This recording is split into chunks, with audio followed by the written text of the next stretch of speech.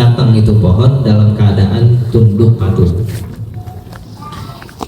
Qauluhu, perkataan al-Imam al-Busiri, ja'at li da'watihi al-asjaru, pohon-pohon datang karena panggilannya Rasulullah sallallahu alaihi wasallam.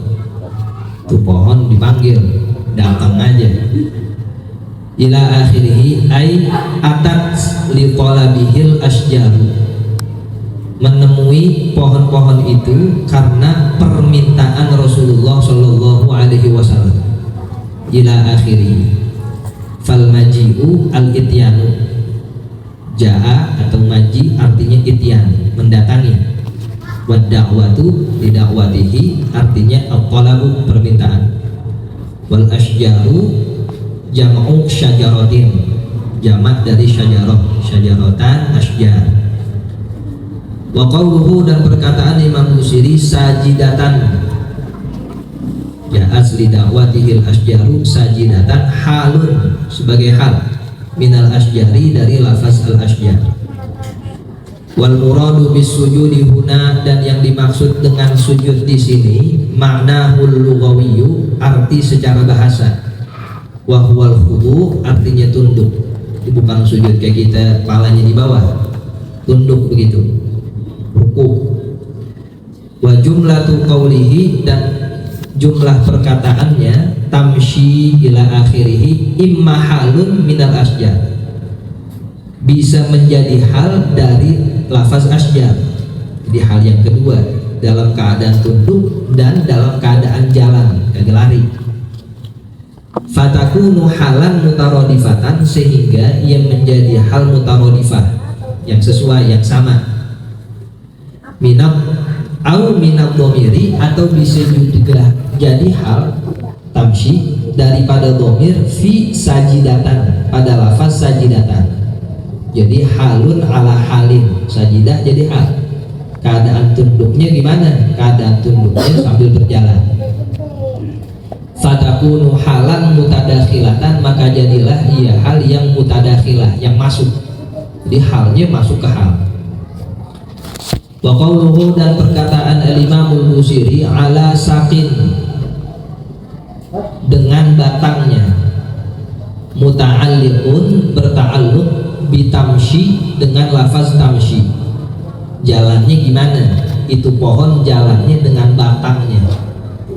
Wasaku, dan lafaz as-saku artinya matahtal furu'i, sesuatu yang di bawah cabang-cabang, minasyajarati, dari pohon-pohon, dari pepohonan ya. Jadi yang gedenya itu, atau bahasa kita jir'un, batangnya dipakai buat berjalan oleh pohon itu.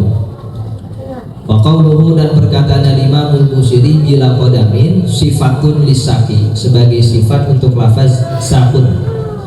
Bukan jalannya dengan kaki, tapi dengan batangnya itu.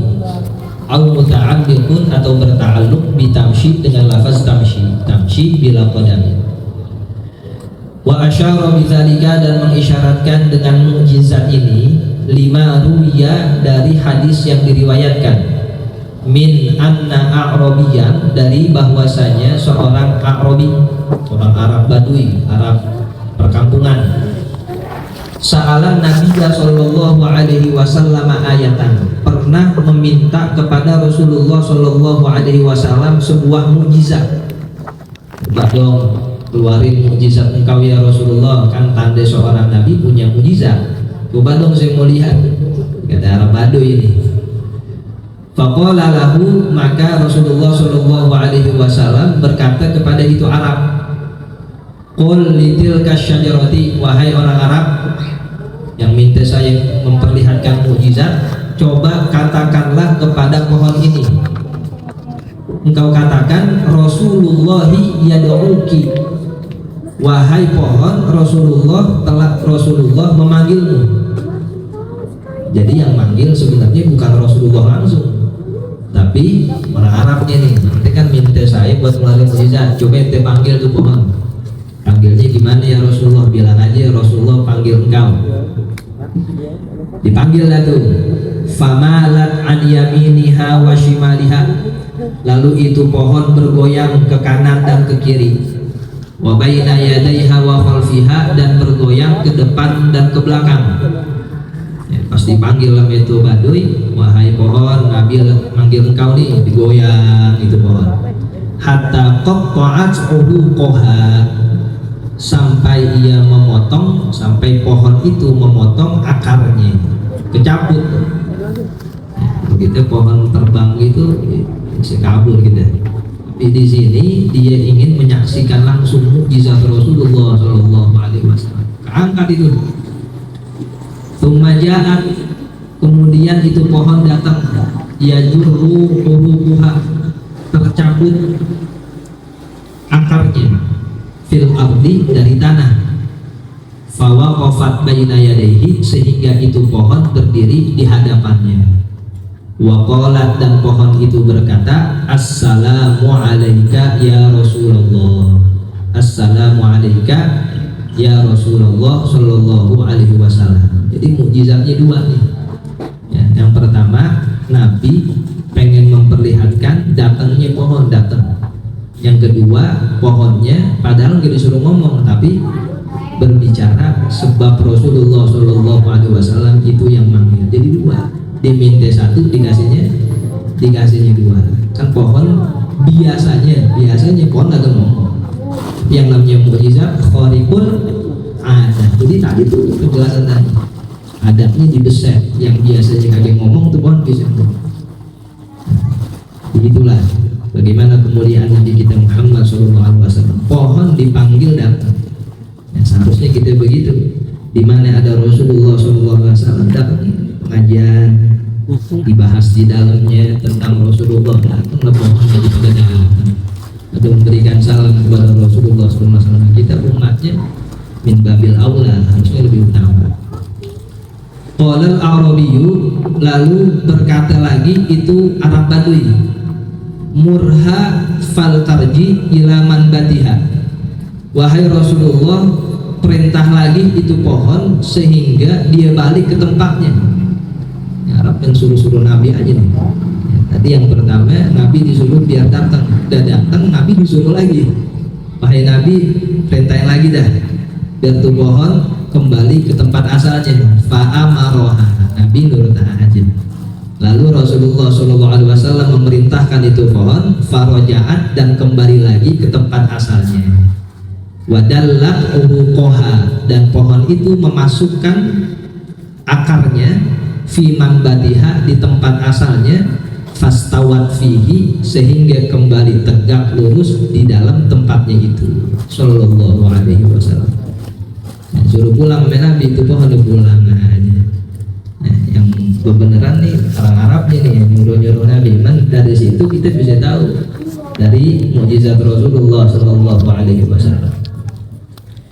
Wa fi ba'd riwayati, dan di sebagian riwayat, faqala al-Arabiyyu, lalu berkata orang Arab tadi, Arab Baduy tadi, izalli an asjudalak. Jadi ketika itu pohon balik, orang Arab ini meminta izin kepada Rasulullah Sallallahu Alaihi Wasallam, izinkanku agar aku sujud di hadapanmu. Faqala Sallallahu Alaihi Wasallam, lalu bersabda Rasulullah Sallallahu Alaihi Wasallam, lau amartu ahadan ayyasjuda li ahadin la amartul mar'ata antas juda li zawjiha. Jikalau aku punya wewenang untuk memerintahkan seseorang agar sujud kepada orang lain, la amartul mar'ata, niscaya aku akan perintahkan seorang istri antas juda li zawjiha, agar ia sujud kepada suaminya. Ini orang Arab pengen sujud sama Nabi, kan artinya sujud kepada manusia. Sementara nggak ada wahyu nih, nggak ada perintah dari Allah. Ada nggak ya perintah agar seseorang bisa sujud kepada orang lain? Nah, Nabi berandai-andai, seandainya ada perintah, ada wahyu, saya boleh perintahin orang sujud kepada orang lain, yang lebih pantas adalah sujudnya seorang istri kepada suaminya, sebab itu ada kemuliaan dari suami istri tersebut. Jadi Rasulullah tahu kemuliaan itu, sehingga diibaratkan dan diandaikan dengan demikian. Qala, lalu Arab itu kembali berkata, fa'zan li, lalu izinkan aku an uqabbila yadaika wa rijlaika, agar aku bisa mencium kedua tanganmu dan kedua kakimu. Kalau sujud kagak boleh, izinkan saya bisa mencium kedua tangan dan kedua kakimu ya Rasulullah. Fa'adzina lahu, lalu Rasulullah Shallallahu Alaihi Wasallam mengizinkannya. Kalau ini ya Rasulullah izini, karena bukan sujud dan ada ya, satu perintah yang mengandung makna itu, takzim kepada Rasulullah Shallallahu Alaihi Wasallam. Wa innama lam ya'zan lahu sallallahu alaihi wasallam bisujudi izanan, dan sesungguhnya Nabi kita Muhammad sallallahu alaihi wasallam tidak mengizinkannya dengan sujud ada satu izin, bi anna sujuda, bahwasanya sujud itu la yakunu illa lillah, tidak boleh kecuali untuk Allah. Li anna makanahu minad dini azimun, karena sesungguhnya kedudukan sujud dari agama agung. Lima fihi min ghayatil khudu', karena di dalam sujud itu terdapat penghabisan tunduknya kita kepada Allah Subhanahu wa taala. Tidak boleh sujud kepada seseorang. Ya, di situ ada perkara yang agung, hanya diperuntukkan kepada Allah Subhanahu wa taala. Kalau cium tangan, cium kaki silahkan, diizinkan oleh Rasulullah. Wa min dzalika, dan daripada isyarat itu, isyarat mukjizat yang disebutkan, marawahu Muslimun, hadis yang diriwayatkan oleh Imam Muslim an Jabirin, dari sahabat Jabir, anna Rasulullah sallallahu alaihi wasallam, bahwa satu ketika Rasulullah sallallahu alaihi wasallam zahaba yaqdi hajatal insan, pergi untuk menunaikan hajatnya, pengen buang air satu waktu ya, pengen buang air. Ketika itu sama sahabat Jabir. Fanazara, lalu Rasulullah melihat, falam yajid syai'an yastatiru bihi, lalu ia melihat lalu ia tidak menemukan sesuatu yang dapat menutupinya. Ya, kalau dulu nggak ada WC umum, pengen buang air cari sesuatu yang dapat menutupi, tapi ini nggak ada nih buat ngalangin Rasulullah SAW buang air, nggak ada. Wa idza bi syajarataini bi syati'il wadi, lalu tiba-tiba Rasulullah sallallahu alaihi wasallam melihat dua pohon yang ada di pinggir lembah, pinggir bukit, ada dua pohon. Fantalaqa ila ihdahuma, lalu Rasulullah pergi ke salah satu dua pohon itu. Fa akhadha bi ba'di aghsaniha, lalu Rasulullah sallallahu alaihi wasallam memegang sebagian ranting pohon itu. Faqala, dan Rasulullah berkata kepada itu pohon, inqadi ma'i biiznillah, wahai syajarah, wahai pohon, menunduklah engkau kepadaku dengan izin Allah. Fanqadat ma'ahu, lalu itu pohon tunduk kepada Rasulullah sallallahu alaihi wasallam. Nunduk aja gitu. Pohon korme kan tinggi benar tuh, dipegang tuh batangnya, tunduk sini, nunduk, saya mau buang air biar bisa jadi penghalang. Ya, nunduk, itu tiba-tiba ruku itu pohon. Hatta atas syajaratul ukhra, sampai Rasulullah mendatangi pohon yang satunya.